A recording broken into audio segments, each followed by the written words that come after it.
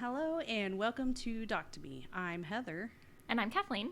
And this week we are covering Untold, Malice at the Palace, which was released August 10th, 2021, so just a couple weeks ago. This was the first part of what's going to be a 5-part series of sport documentaries. So we may do another one. Yeah, I gotta say, for knowing absolutely zero about basketball, I did enjoy this one. It's like I can name some players and teams. Yeah. That's about it. Handful of teams. I can tell you that there's a ball. I don't know. I knew who 3 out of the 4 people were. So, yeah, I don't know shit about basketball. I've never watched an entire NBA game. I have also never really watched an entire NBA game until my kid got really into basketball, and I still, despite her playing 4 seasons, I do not know anything. I literally am always like, wait, why is that a foul? Why is that not a foul? And I was shocked because I was like, surely you know about basketball rules. No, I do not. It's embarrassing. So we start with November 19th, 2004. It says there was an incident between players and fans at an NBA game. Just a small incident. So small that this is the first time the raw footage has ever been shown to the public. Yeah. No big deal. Just a little happening. Just a little. I was like, why did they just say there was an incident? So a couple of the athletes involved with this include Jermaine O'Neal, Ron Artest, Reggie Miller, and Steven Jackson. And at first I got Reggie Miller confused with Oliver Miller. And I was like, whoa, this is going to be really exciting. He's a criminal. Not the same guy. That guy's super fat. Potato. Jermaine O'Neal, at just 17 years of age, was selected by the Portland Trail Blazers with the 17th overall pick and played his first professional game at 18. I was really pulling for him. That's that insane. Is amazing. At the time, he was the youngest player to ever play in an NBA game. And now they're just picking him right out of high school. Well, they can't do that anymore. Starting with the 2006 draft, they changed it to where you have to be at 19 and at least 1 year out of high school. So now there's guys that will just go play professionally in another country or lower level league. Trailblazers basically paid him a bunch of money to sit and do nothing, so he has to be traded, which they eventually did in 2000 to the Indiana Pacers. Ron Artest played college basketball at St. John's University from 1997 to 1999 and majored in mathematics, which you wouldn't think that seeing this surprising. guy. He's really into math. Interesting. Yeah, because in this, he's wearing just a regular basketball jersey, just sitting on his couch, while you have Jermaine O'Neal looking like he's going to Wall Street with that suit. Yeah, he was real smart looking. I was really pulling for Jermaine to really make his dream come true. So Ron Artest was selected by the Chicago Bulls with the 16th pick of the 1999 NBA draft. Midway through the 2001-02 season, Artest was traded by Chicago to the Indiana Pacers. Reggie Miller was born with hip deformities, but after a few years of continuously wearing braces on both his leg strength grew enough to compensate enough to be a legend in Indiana. Yeah, seriously. That's quite a compensation. So he attended the University of California, UCLA, where he received a degree in history. Also a very big surprise.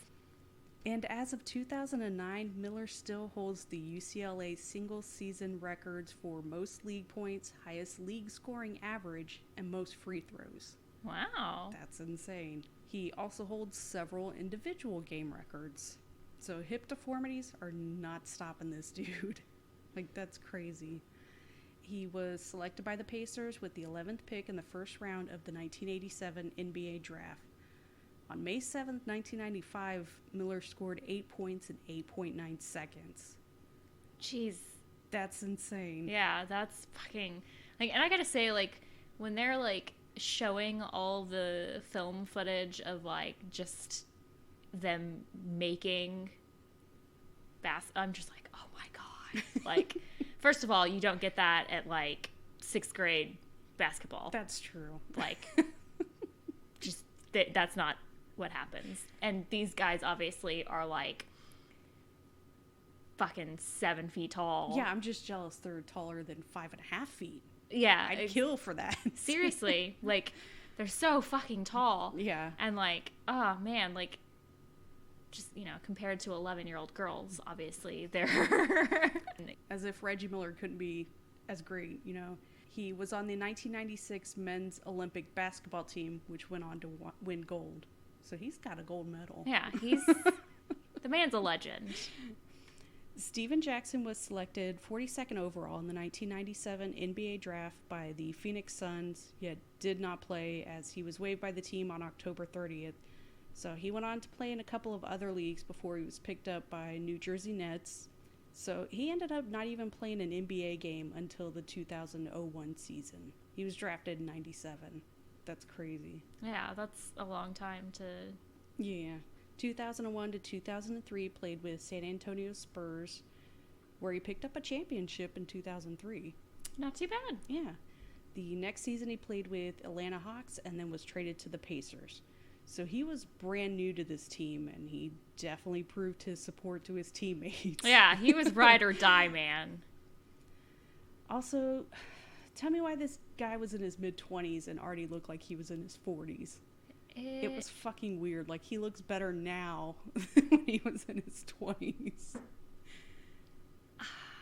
I call it the 90s phenomenon.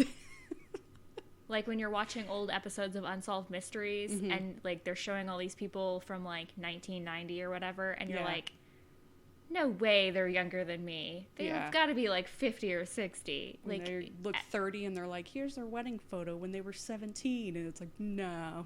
yeah, exactly. And it's something about the past ages you. I don't know. And then I really need to get this out. Ron Artest should have a bigger head. Like, his head seems too small for his body. It really bothered me. And he very clearly has bipolar. Yeah, I feel like a lot more could have been done.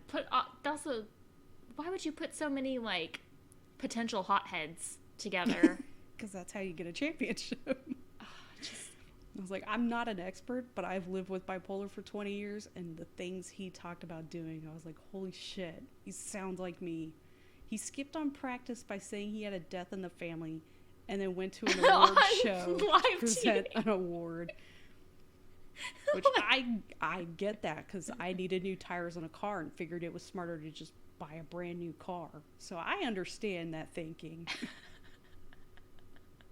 Yeah, he wanted to get away. And so he's just like, you know, grandma died. And then didn't think about the fact that they would see him presenting the award and know he lied. I don't even know, did anybody actually die? That was my thing. No, he just lied. Nobody died. He just lied so that he could go present this award just because he wanted time away. So I always thought this happened during a playoff game, the way they were acting. But no, the season started on November 2nd, and this occurred on November 19th.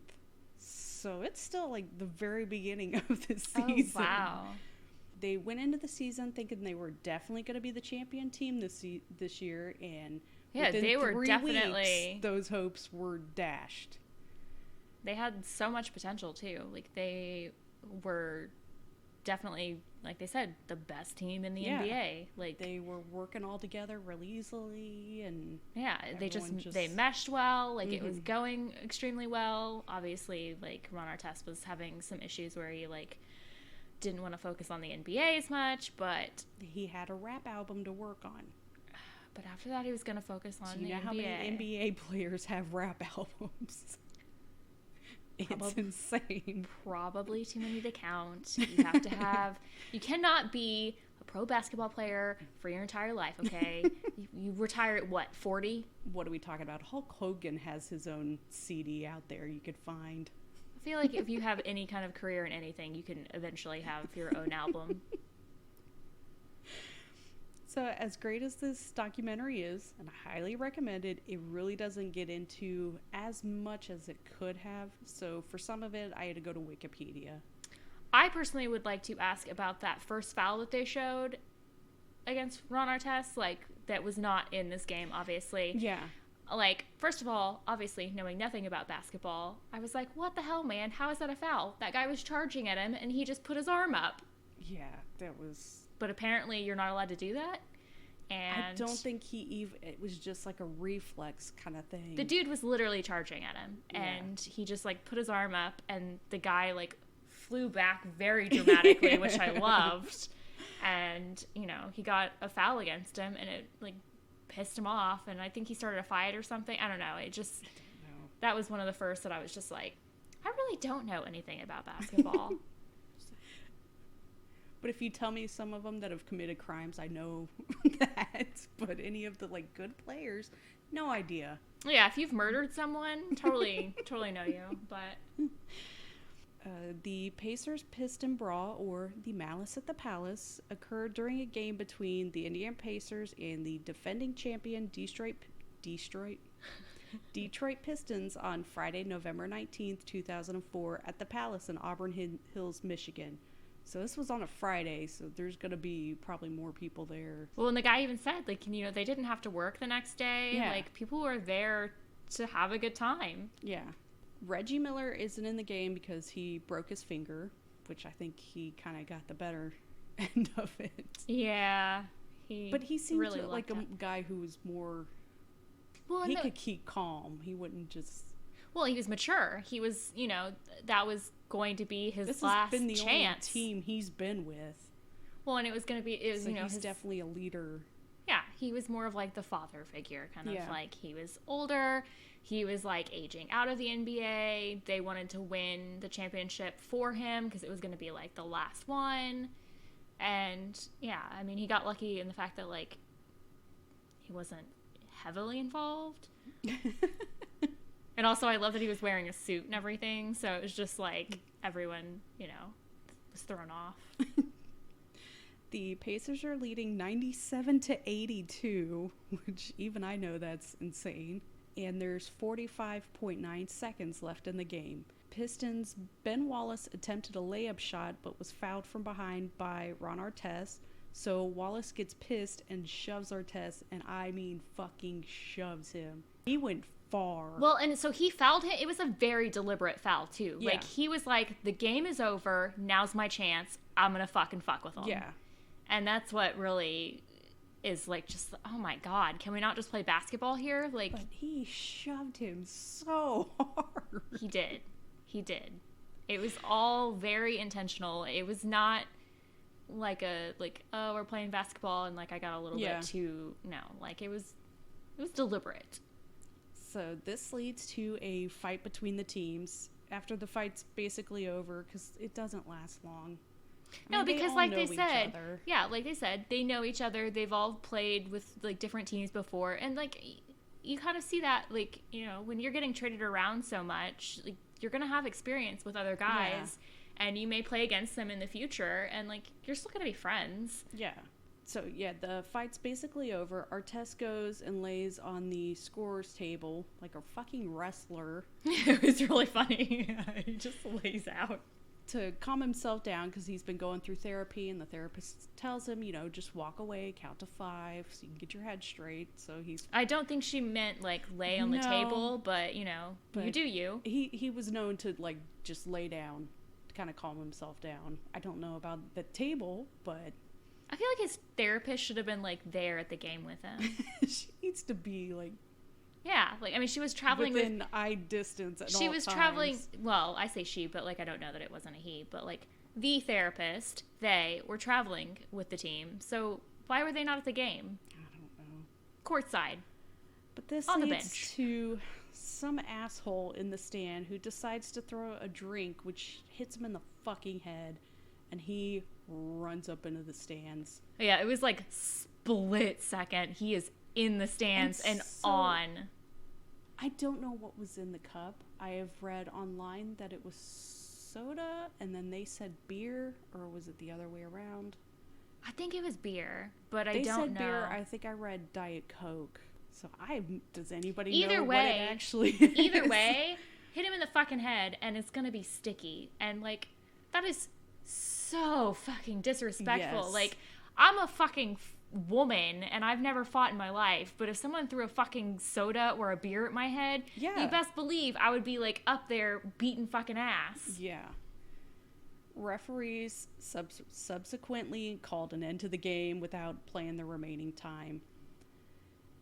So side note is, since the Pacers were just absolutely dominating, most ticket holders had left early because this is a Pistons home game. Most of the bottom rows now are filled with people filing down from higher seats. Regardless, there's at least less people in the stadium than there could have been. Yeah, it wasn't packed anymore. Yeah. Players get into scuffles all the time. You'll find that with any sport. But if this fuckface hadn't thrown a drink at Artest, it would have none been of this done. would have happened. Like, it would have ended. There would have been nothing else to talk They were all about. walking like, away, and they were just done with the fight, and this asshole fucks it all up. Artest was following his therapist's advice to just walk away from a situation, give yourself time to think, and then he gets nailed in the face. Basically what happened was, when you're in an argument with your kid, you guys calm down, they're going to their room, and then you hear them mumble something under their breath. Yeah, and then you you're just like, get pissed all over again. it just like reignites the flame. Yeah. That was what that reminded me of. Yeah, just... So after the team fights, Ben Wallace is walking away, pissed off, throwing his sweatbands at Artest, and then at the crowd, which this asshole took as, let's throw stuff at him. Yeah, and I feel like they were, again, they weren't fighting like they were gonna actually beat the shit out of each other. No.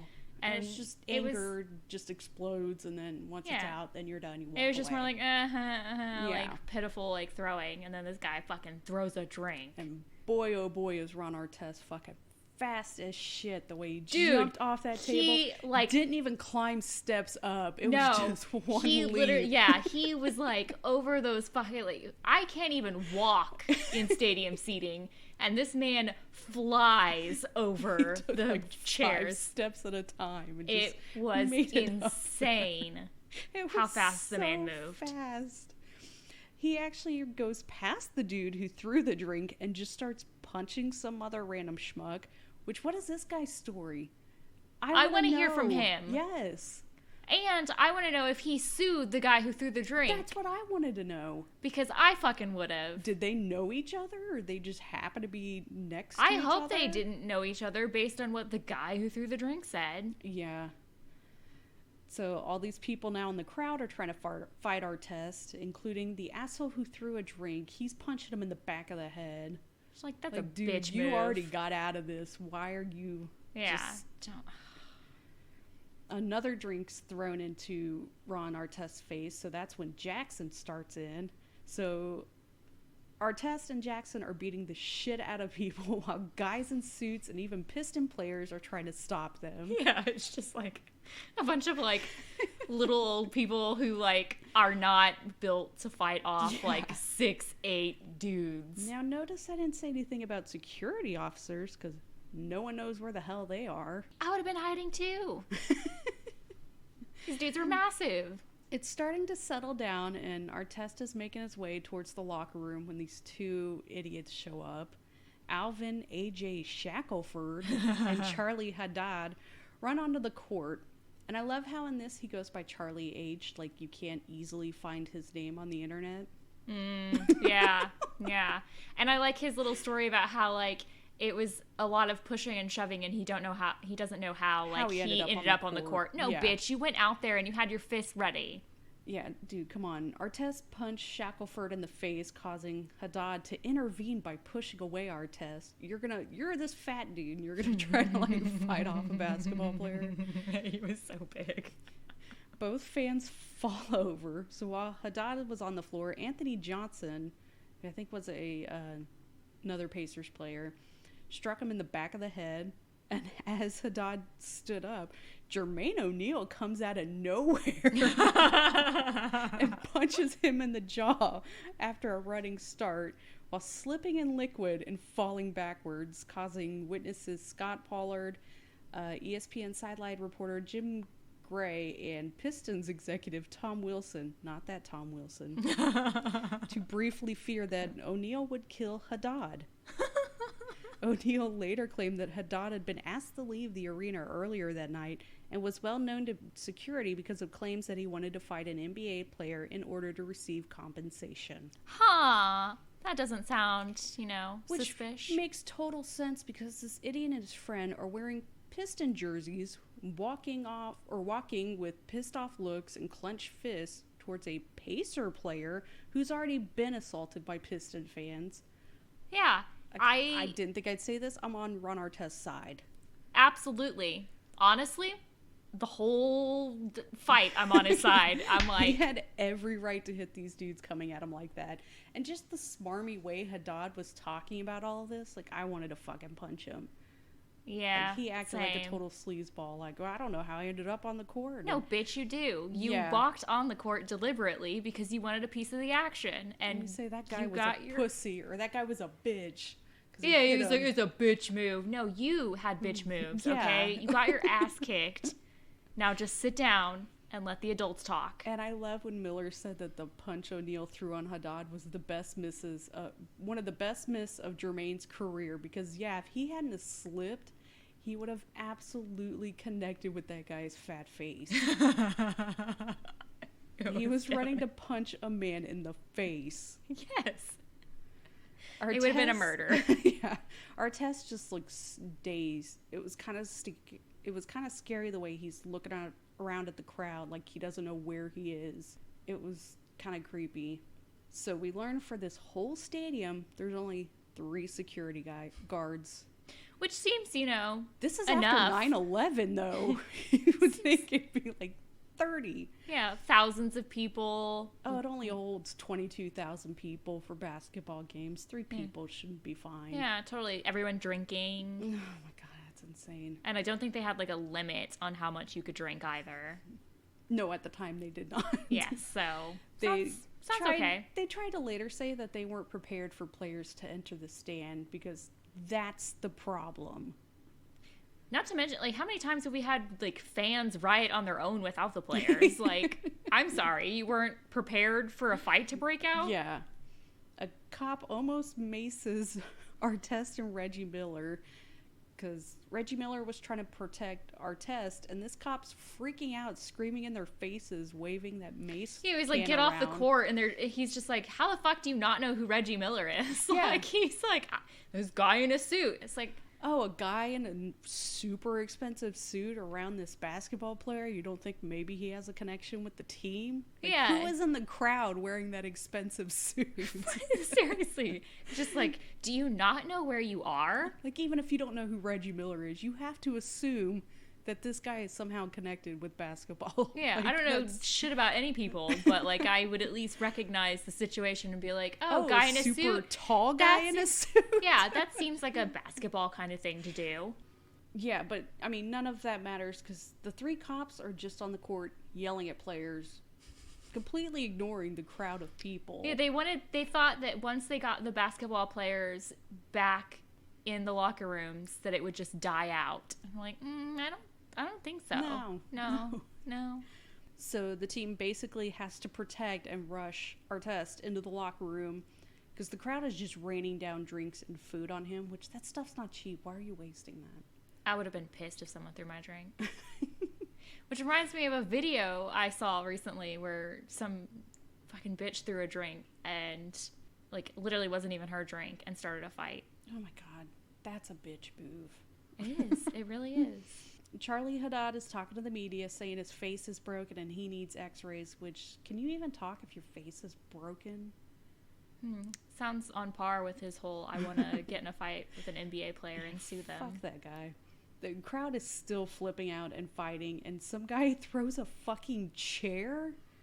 He almost hit Jermaine O'Neal, ended up hitting that old dude. Yeah, he hit 2 people. I just remember that old dude, and I was like, dude, shit's going down. Why are you still here? There was like footage of like a kid crying, and I'm like, why are you still in the stands? That was another thing. I was like, how many of the players' kids were there? Because it's a Friday night. Why wouldn't you just bring your kid in for a home game? Oh yeah, no, definitely. Like, that's terrifying. So after all this happens, the media picks it up and shows their racist stripes by referring to the players as thugs. Not blaming the crowd, let's blame the players. Yeah, let's talk about the guy who started it all. Yeah. Because... Oh, you mean the white guy? Exactly, yeah. No. This has nothing to do with, like, NBA players thinking they can get away with everything, or, you know, beating their wives, or that's any doing drugs. Yeah. like this isn't, like, an athlete thing or any of that. No. This is about, like, you, as a fan, do not have the right to do what you want just because, like, you think you're paid to be there. Yeah, no, that's not how it works. Just like if you hire a sex worker, you don't get to do whatever you want to her. She's still a person. Like, no, it's disgusting. That's like the people who think college athletes shouldn't be paid when they could blow out their knee at any moment and just be kicked out of college. Yeah, it's just, I don't think that you know how any of this works. No. Like, that's not at all how it works. Not to mention hockey, the highly white sport, gets away with players fighting all the time, but not with basketball. So basically, black people should know their place when it comes to sports. Yeah, otherwise they're thugs. Like, cool. Please. Let's just ignore the fact that this was all started by a fan in the crowd and not a player. Right. And he absolutely had the right to defend himself. Like, if someone throws a drink at me, I'm absolutely going to go after them. Yeah. Because it's fucking disrespectful. Like, this not man to is those two guys coming at him, and he punches them, fights them. Like, yeah, like, again, like you said, you're coming onto, like, my home turf. Aggressive. You look like you're ready to fight. Like, I'm going to defend myself. I'm already getting attacked by people. Like, seriously, he's having stuff thrown at him. Like, he was well within his rights, and I feel like the fans all at fault here. Yeah.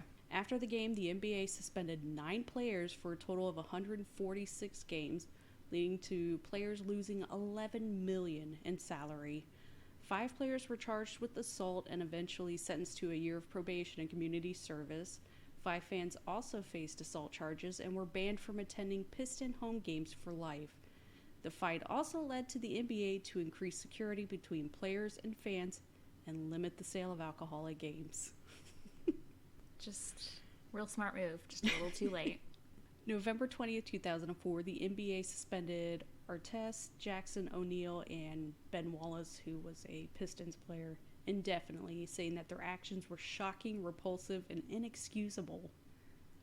That's a little extreme. Yeah, like, I'm sorry. Have you never been in a fight? Don't you wish the NFL would handle things that severe? Yeah, like... Oh, you got into a drunk driving accident and killed a teammate and went to prison? Well, when you get out, you can play for the Cowboys. Yeah, I just... like, we want to talk about, like, getting away with stuff. This was like a fight started because of something that should never have been allowed to happen, and nobody died. Nobody died, and I feel that you should probably be more defensive of your players and protect them. Yeah. I don't know, maybe, like, keep them safe. Yeah. Especially if you don't want one of them to seriously get hurt, not be able to play, because then you're losing out on some money. The following day, the NBA announced that 9 players would be suspended for a total of what eventually became 146 games, 137 games for Pacer players, and 9 games for Pistons. That seems crazy. Yeah, just... Artest was given the longest suspension by being suspended for the remainder of the season that just started. Yes. He missed a lot of games. Which is crazy because he started off that season wanting to take time off, and I was like, well... You got that time that you wanted. Didn't mean to. But he took everyone else out with him. He was gone for 86 total games, 73 regular season, and 13 playoff games. That sucks. Yeah. It was the longest suspension for an on-court incident in NBA history. So, hey, he's in the history books.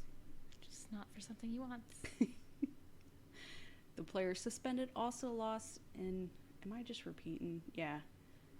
So they lost excess of $11 million in salary due to suspensions, with Artest alone losing almost $5 million.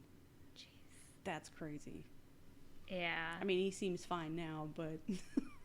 Well, I mean... A federal arbitrator upheld the full length of all the suspensions except for that of O'Neal, which was reduced to 15 games. So he went from like being suspended indefinitely to like just the season to just 15 games. Which I think is fair. I mean, but at the same time... They all should have been like 15 games. That's... Yeah, I feel like none of them should have been punished as harshly as they were. Well, you gotta punish them a little bit for PR, but... Yeah. An entire season is crazy. Excessive. Auburn Hills police obtained videotapes of media coverage of the fight. John Green, the drink thrower, was identified by the county prosecutor who had been his neighbor. Yeah, didn't he say he was like dating that. his neighbor? Yeah. And he was like, oh, I know this You guy. gotta find this guy. Oh wait, I know this guy. Yeah. Just real convenient. And he acted so cocky about it, like he was proud that he caused all this. How did you feel when Artest punched the other guy? And he said, relief. Go Yeah. fuck yourself. Fucking asshole. He's literally watching this guy get the shit beat out of him by a fucking NBA player. Yeah. And he's relieved because he started it all and he's getting zero repercussions. God. On November 30th, Palace Sports and Entertainment, the owner of the Pistons, banned Green and Haddad from attending any event at the Palace, revoked their season tickets, and issued them refunds. Would have kept their money. Yeah. Like, yeah, you fucked something up in here. We're just going to keep it. Yeah. Look at the seat that got ripped out because of you. Yeah. Like, we're going to keep your money because of the seat and all the fucking soda everywhere. Green had several previous criminal convictions, including counterfeiting, carrying a concealed weapon, felony assault, and 3 drunken driving convictions, and was on court-ordered probation from a DUI conviction at the time of the brawl. Nice. So he went to prison, right? Because I feel like if you have all those, you know... To start that much chaos, maybe revoke probation. Yeah, like just a little prison, you know, a couple years. December 8th, 2004, 5 Pacer players and 5 Piston fans, John Ackerman, John Green, Bryant Jackson, William Paulson, and David Wallace, who was Ben Wallace's brother. He got involved into the fights. Of course he did. Were charged with varying levels of assault and battery. O'Neal, who also threw an usher onto a scorer table while attempting to enter the stands, which, yeah, you can't do that. And Pistons fan / spectator Green was said to single-handedly incited the brawl by throwing a cup of liquid at Artest, which, Yeah, he did. They were charged with 2 counts, and Artest, Harrison, Jackson, and Anthony Johnson were charged with 1 count each. 3 of the fans, including David Wallace, received 1 count of the same charge, while Brian Jackson, who had prior criminal convictions, was charged with felony assault for throwing a chair, which nearly hit O'Neal during the brawl. The chair that hit the old man. Asshole. Like, who throws a fucking metal chair into a crowd? Animals. That's who. Humans are animals. You give them a little bit of room to be a fucking dick, and they're gonna take it. And then my favorite part. Meanwhile, Haddad and Shackelford were charged with trespassing. All the fans involved were banned from attending Piston home games. Good. On March 29, 2005, Brian Jackson pled no contest to a felony assault charge for throwing the chair, and on May 3, 2005, he was sentenced to 2 years probation in order to pay $6,000 in restitution. David Wallace was also convicted and sentenced to 1 year of probation and community service for punching Pacers guard Fred Jones from behind. All 5 players who were charged pled no contest to the charges. On September 23, 2005, Artest, Jackson, and O'Neal were all sentenced to 1 year of probation, 60 hours of community service, a $250 fine, which I think they could handle. It's like pocket change. And anger management counseling. A week later, Harrison received the same sentence, and on October 7, 2005, Johnson, the last player to be charged, received a similar sentence and was ordered to serve 100 hours of community service. On March 27, 2006, a jury found Green guilty on 1 count of assault and battery for punching Artest in the stands, but acquitted him of an assault charge for throwing the cup. Why? Literally, none of That's this would what have happened. started it. Yeah. Literally wouldn't have happened had he not thrown the cup. On May 1st, 2006, John Green was sentenced to 30 days in jail and 2 years probation. You were already on probation when this happened. He should have gone to You fucking get prison. 30 days in jail. On November 19th, 2009, John Green appeared on ESPN's First Take, where he talked about the incident and the changes he's made since then. It's only been 5 years. Not even 4.5. Green recounted he had an alcohol problem at the time and has since made an effort to deal with that. With 3 DUIs, I think that might have been well known. Starting the biggest brawl in sports history. He also said that Artest had apologized to him several months earlier. Why the fuck is Artest apologizing to him? No, he should have been apologizing to Artest. And wished to work together in some type of community service in Detroit. Fuck him. I'm so mad that that was all he got. I am too. And an apology? No. He didn't deserve Fuck an that. apology. No. He should have been issuing apologies. He should have been apologizing to the entire city of Detroit. Apologize to all the Pacer fans. Like, ugh, that man disgusts me. but, you know, it's all right. Jermaine O'Neal's last season was 2013-2014 with the Golden State Warriors, and he owns a record studio in Atlanta and frequently tweets about Christianity. He's big in it. Maybe that was that nice-ass suit. Good for him. Ron Artest went on to win an NBA championship in 2010 with the LA Lakers and retired at the end of the 2016-17 season. I'm sure you remember this. September 16th, 2011, Artest legally changed his name to Meta World Peace. Yeah. And on May 4th, 2020, he announced he has changed his name once again to Meta Sandiford Artest, combining his last name with that of his wife, Maya Sandiford, which I like that. Yeah, that's sweet. He put her name first. Reggie Miller's last game was May 19, 2005 at Conseco Fieldhouse, where the Pacers lost 88-79 to the Detroit Pistons. That sucks.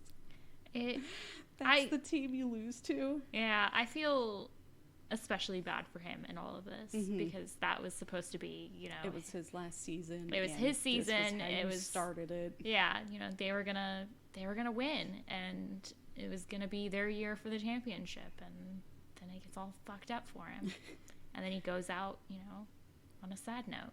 Oh, it's not as bad. So yeah, Pacers lost 88-79 to Detroit Pistons in the Eastern Conference semifinals, ending the series 4-2. In the game, when he was taken out with 15.7 seconds to play, the Indianapolis crowd gave him a final standing ovation. The Pistons coach, who was formerly a Pacers coach, so he knew him, Larry Brown, called an additional timeout, during which the Piston players joined in the ovation, a moment which provided closure to Miller's career and to a season that had been overshadowed by the brawl between the two teams. Over his 18-year NBA career, Miller made over $105 million just from one boss.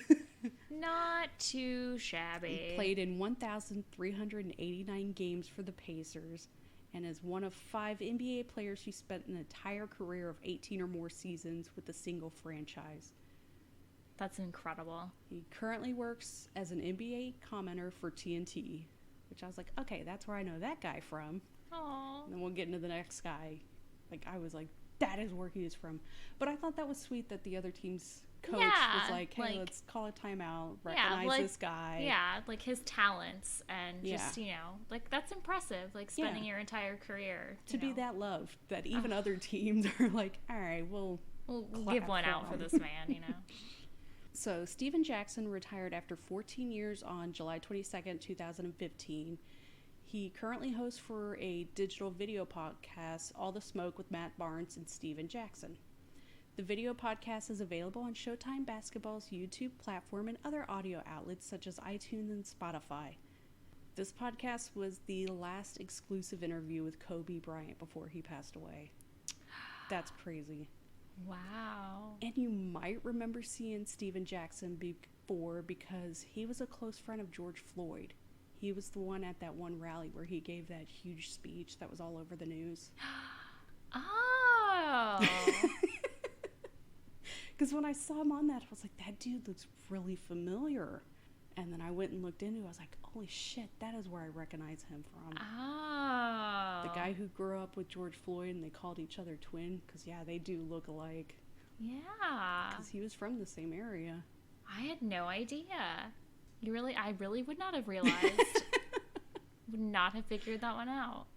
So the final NBA game at the Palace was played on April 10th, 2017, with the Pistons losing to the Washington Wizards 105-101. I forgot the Washington Wizards were a thing. I did as well, and it has to be really... Remember when they were the Bullets. To the Wizards. That's worse than Raptors. Wizards is a little embarrassing for an NBA team. The Raptors were named because there was a poll open to the public not too soon after Jurassic Park came out.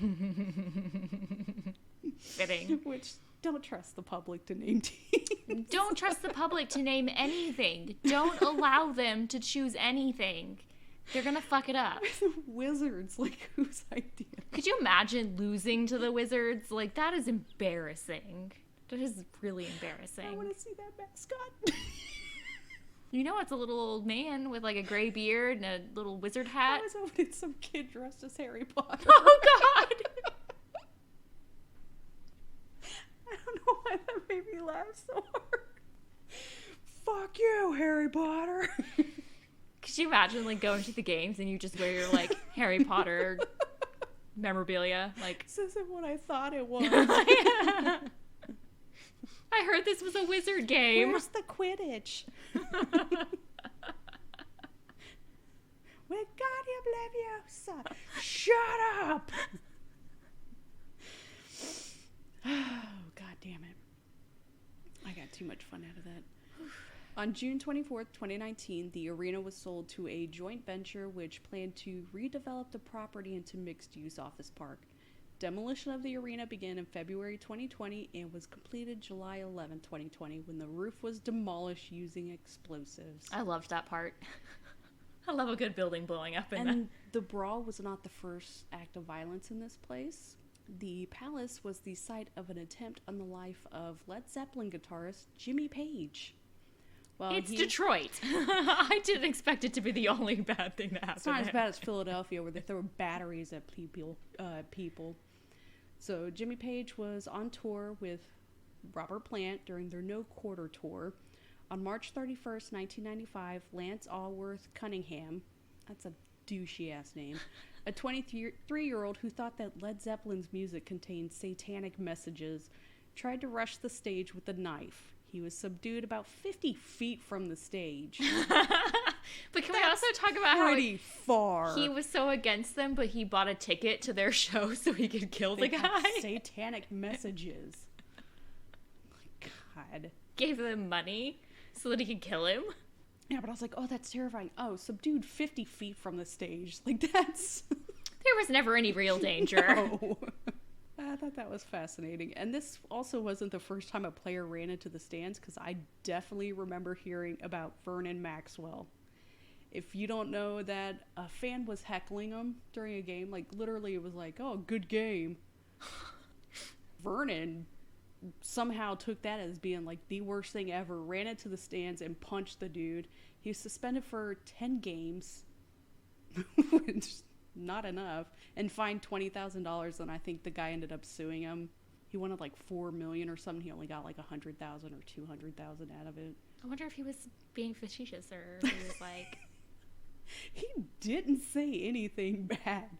I think like, Vernon Maxwell good game. And his lawyer tried to say, oh, he said the N-word, but you're in a crowd. Nobody else heard that. All anybody else heard was like, oh, good game. Yeah, may have just but I mean, been. all that, he only got suspended 10 games. And that was like not really provoked. Like, I just... Also, I read somewhere that Kid Rock was at the Malice in the Palace. We cannot get rid of him.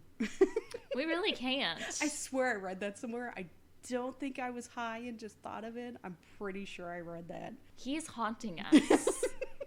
We are being haunted won't go away. by the career of Kid Rock. I can see him having season tickets to Pistons. I can see him, like, in my... I can physically see him. He's wearing that fur coat. Oh, God. With the fucking hat. And Vern Troyer's there. No, Vern Troyer was with the Limp Bizkit, right? Yeah, he was with Limp God, Bizkit. they're both trash. I don't remember. He might have been there too. Why not? Oh, God. I'm literally just, I can visualize them right before my eyes. Fucking little wife beater, whatever. Ugh. That pimp cane. Oh, God. God. Not a Kid Rock fan. No, you're not? No, just, I'm a little bit classier, you know. Don't support his Trump-loving beliefs. I do not, surprisingly. I know it's a real shock, but It's 2021, Kathleen. Open up your mind. I will have to consider that I'm glad. when I have time, and I never have time, so, No, you know. no. Not we got Love After Lockup to watch. Hell yeah. I gotta make fun of other people. All right, anything else you wanted to add? I just want to say, once again, that I love this documentary, and I feel that they were robbed. It was shocking for an hour-long documentary. Yeah, they squeezed a lot of, like, Yeah. I was really like, fuck those guys. Yeah. Just, you know, Fans suck. yeah, like, fuck John Green. Yeah, he was such an asshole about it. Yeah, he started all of it. He should have been the one to be punished completely. And he was on probation. Yeah, just, that man should have gone to prison, and that team should have been able to go on and win the championship. Sad. The end. Don't throw drinks at people. Seriously, unless you want to get fucking punched in the face. By some tall dudes. They will fuck you up. Like, I'm not a tall dude, but if you throw a drink in my face, I'm gonna fucking punch you. God, I can't get out of my head O'Neal just running with that fist. Yeah, and it was just like, slipping. it was like supercharged. Like he just barely connected. But oh my God, because they're on that crowd and then he just comes off screen. he was like a mama bear. He saw his baby in danger, and he was like, a baby under a car and he's running over to lift it. God. oh, that whole fight. Like I watched that fight, like, footage like 6 times. I kept going back and like rewatching all the good shit. It is just, and then the way they talk about that bottle just going in slow motion. Yes, it really was. Oh God, that was so good. Just so good. But again, It was fun. I stand with Ron Artest. Mm-hmm. He was ripped off. They were all ripped off. And then I love Ben Wallace's brother somehow. He was in the stand and somehow got involved with it. I would have too. They're not even attacking his brother. Hey man, like I said, animals. When you see an opportunity, We learned from the last one. When people are in a crowd, shit just goes yeah, chaos. Pure chaos. don't have any kind of morals or scruples or any of that shit. You're just You'll like, punch a basketball player. You'll set frozen pretzels on fire. not the pretzels. Shit's crazy. Shit is crazy. Pretzels and cheese. Nobody said cheese. I mean, I'm just assuming if you're burning pretzels, like, it's so you can eat them. Why are you burning pretzels? I don't know. Why are you using them for kindling? I don't know. I guess this shows again white people suck. We really do. God. I'm still not going to watch basketball. I will, only because of my child. Your kid, But yeah. yeah. Gotta tell you, 11-year-olds playing basketball is not as exciting as this. No. So, definitely watch the documentary. Yes. And we will be back next week with another super exciting one, and I hope it involves less fighting. More death. You got it. All right. All right. We'll be back next week. Bye. Bye.